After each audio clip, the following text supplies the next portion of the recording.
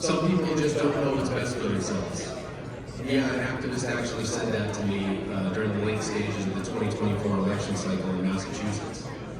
It isn't just a shockingly out-of-touch comment. This is an indication that so many organizations are missing the outrage voters have with politics and politicians in general. Voters are tired of being spoken to instead of being listened to while their everyday concerns go unnoticed and ignored.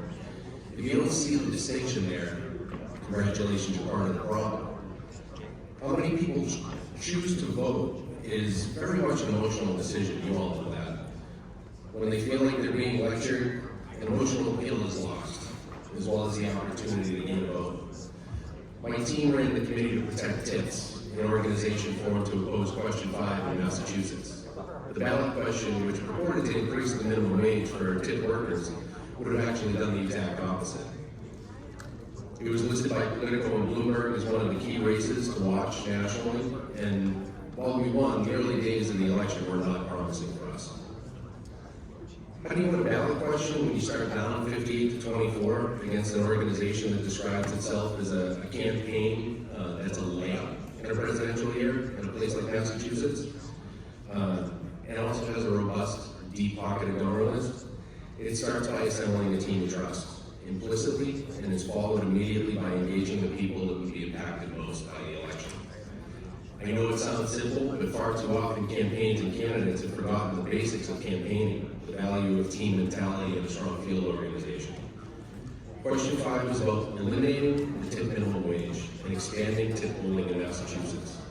The organization sponsoring it had some major victories in Washington, D.C. and in Chicago, but this was their first statewide push. For 5 straight legislative sessions, the California-based organization One Fair Wage had pushed legislation that would have done exactly what the ballot question was trying to do. And after failing all 5 times, they went to the ballot. Although FW asserted that they were from Massachusetts, they came here at the urging of tipped employees, we were suspicious. Why did an organization widely described as an activist group need to pay $750,000 for signature gathering? Servers, bartenders, and others were their core constituency. Where was the volunteer base that they should have been building over the past 10 years? Regardless of their volunteer capacity, public polling wasn't in our favor. The wording of the ballot question was clearly creating confusion among voters. They saw a minimum wage increase and immediately flocked to yes. Our first task on the campaign was to work with a research company to ask servers and bartenders directly how they felt about the proposal. The results were astonishing. 86% of servers and bartenders approved of the current system. 90% believed that if it was changed, they would earn less.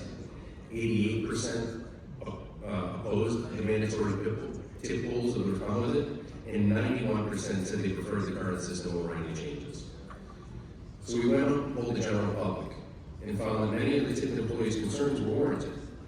People were 8 times more likely to say they'd tip less if the server or bartender was making a full minimum wage rate to start. They were 3 times more likely to say they would tip less if the server or bartender were part of a mandatory tip pool. We knew 2 major things at the start of the election.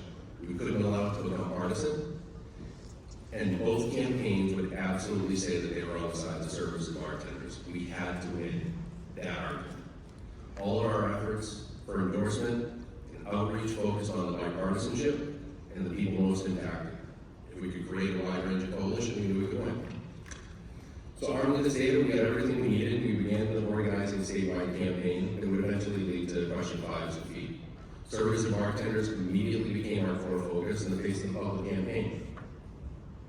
For the first several months, we focused on organizing servers and bartenders. We went right to them, whether it was pre-mail, posted webinars, made phone calls, sent emails, everything you do for a field campaign. And our ask was simple. Will you hand out bona fide materials at your restaurant when the time becomes right? For all of these outreach activities, one thing became clear to us. One Fair Wage had never actually reached out to servers and bartenders, the very people they said they were there to represent. They had concluded on their own that it needed to be changed, and we were attempting to implement policies because some people just don't know what's best for themselves. We also asked tipped employees to show their support by making a small contribution, signing our petitions, volunteering outside of work hours. The strategy became meaningful because it showed who really had the support to serve as bartenders. One Fair Wage never received a single contribution from a server or bartender in Massachusetts, not one throughout the entire campaign. We received dozens. It was a key differentiator during debates, media appearances, and forums. It led to several major newspaper endorsements. And in the end, we had over 1,000 petition signatures, hundreds of volunteers who attended rallies and standouts across the Commonwealth. And as the summer had come to an end, we had a critical decision to make. When could we launch a paid media campaign and kick off our public education activities? Fundraising wasn't going great. Restaurants were still struggling from the COVID pandemic. But even a small media buy could actually supplement the organization we put together. The Thursday after Labor Day was our first time on TV, and we never came down. We stayed small every week, and the education campaign skyrocketed. Roughly 2,000 restaurants in Massachusetts began participating. Many of them even printed their own materials, t-shirts, and they all urged customers to vote no on question 5. With the limited budget we consistently had to make decisions on how to best move voters to no. One week our tracking poll showed weakness in western Massachusetts, so we pulled down digital ads in the Boston area and went up in the Springfield market. Another week we found that college-educated women were still lagging behind the rest of the voting public, so we utilized an incredible endorsement we got last minute from Governor Healy, sent out via text message. Our efforts continued to pay off with a large influx of endorsements, and the coalition was truly bipartisan. We received endorsements from one of the most conservative mayors in Massachusetts, and several of the most liberal. As I said, Governor Healy came out with a full-throated endorsement, but so did the Massachusetts Republican Party. Dozens of state representatives and senators followed, but in an effort to blunt our momentum, One Fair Wage rolled out an endorsement from Hillary Clinton and tried to make this a partisan election, just like we knew they were going to try from the very beginning. But by then, the voters, it was too late. To say the public polling was atrocious is an understatement. They had us down by 30 points with less than two weeks left. Meanwhile, our internal polling, performed by Signal, showed something completely different. We closed the gap quick, and we took the lead with about 2.5 weeks to go. We were winning voters who had seen, read, or heard something about question 5 by 12 points. We were winning voters who had spoken to a server or bartender by an incredible 70 to 20 margin. The strategy was working, we needed to finish strong. In the end, not only were we victorious, we were able to call the election by 9 o'clock on election night. We only lost 20 out of the 351 cities and towns in Massachusetts. We even won the city of Boston, which none of us thought was going to happen. The final results were incredible. We went from 58-24 to 35-65 in favor of no.